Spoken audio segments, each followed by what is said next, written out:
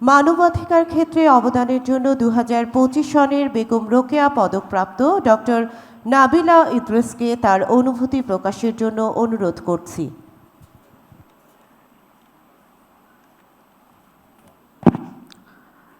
আসসালামু আলাইকুম সম্মানিত অতিথিবৃন্দ। সত্যি বলতে পদকটা আমার কাছে আসলে যথেষ্ট আনএক্সপেক্টেড ছিল, এতটাই আনএক্সপেক্টেড ছিল যে প্রথমে যখন ফোনটা করেছিলাম ভেবেছিলাম প্র্যাঙ্ক কল, তাই বেশ কাঠখোট্টাভাবে ডিল করছিলাম। কিছুক্ষণ পরে বুঝতে পেরেছি যে ফোনটা সিরিয়াস। আমাকে পই পই করে বলা হয়েছে যাতে আমি সময় বেশি না নেই, সো আমি খুব সংক্ষেপে 3টি কথা বলবো। প্রথমটা হলো, আমি গুম কমিশনের সদস্য এবং আমাদের পজিশন হলো যে গুম বাংলাদেশে ফিরতে পারবে না। অনেক কিছুই হয়তো ফিরবে কিন্তু গুম ফিরতে পারবে না, এটা নন নেগোশিয়েবল। এবং আমি কিছু উদাহরণ দিয়ে বুঝাচ্ছি কেন এটা নন নেগোশিয়েবল। একজন বাবা তৎকালীন বিরোধী দলের, মানে আওয়ামী লীগ আমলে তৎকালীন বিরোধী দলের একজন কর্মী ছিলেন। উনি গুম হওয়ার ঠিক আগে 2 সপ্তাহ আগে ওনার বাচ্চা হয়। বাচ্চাটা প্রিম্যাচিওর ছিল এবং ভদ্রলোকের সাথে আমার কথা হয়েছে, প্রিম্যাচিওর বাচ্চাকে সাথে সাথে এনআইসিইউতে নেওয়া হয়।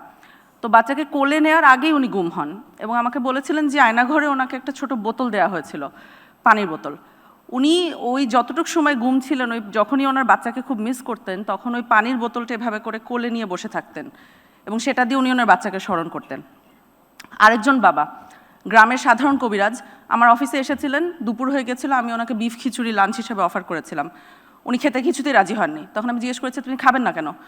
তখন বলেছিল যে যখন উনি গুম ছিলেন তখন ওনার পরিবার এতটা অর্থের অভাবে কষ্ট পেয়েছে যে ওনার বাচ্চা স্ত্রী অনেক সময় না খেয়েছিল।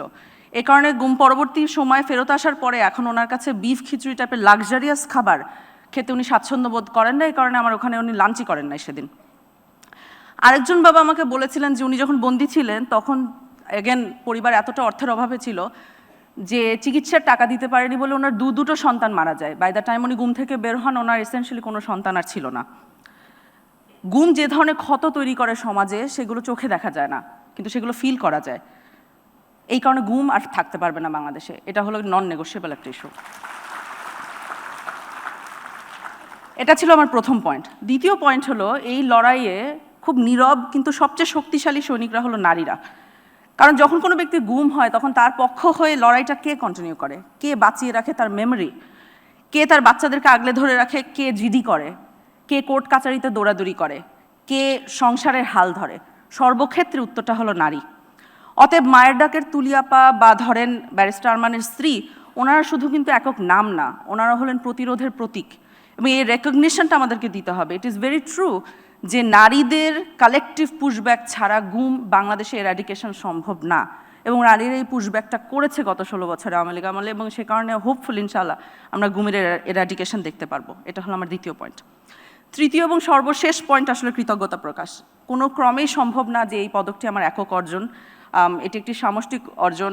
গুম কমিশনের আমার সহযোদ্ধারা ওনারা দিন রাত কাজ করে যাচ্ছেন, এই স্বীকৃতি তো তাদের বটেই, তবে অলসো পাশাপাশি আইন শৃঙ্খলা রক্ষাকারী বাহিনী এবং নিরাপত্তা সংস্থার অনেক ব্যক্তি আমি জানি তারা খুব সাহসের সাথে জীবনের ঝুঁকি নিয়ে আমাদের পাশে দাঁড়িয়েছেন, ইনসাফের পাশে দাঁড়িয়েছেন।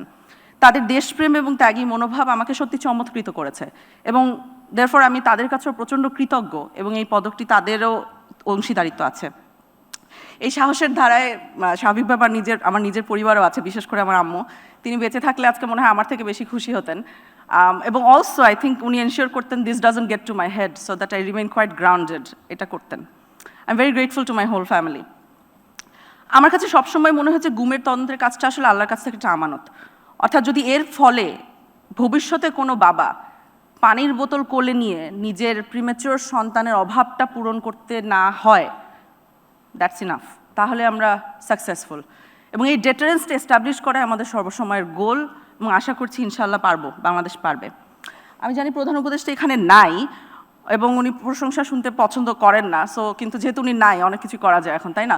সো যা হোক, করবো না। আমি শুধু এতটুকুই বলি যেটা ওনাকে পরে নিজেও বলবো, সেটা হলো ওনার জন্য আমার অনেক দোয়া হয়, অনেক দোয়া হয়।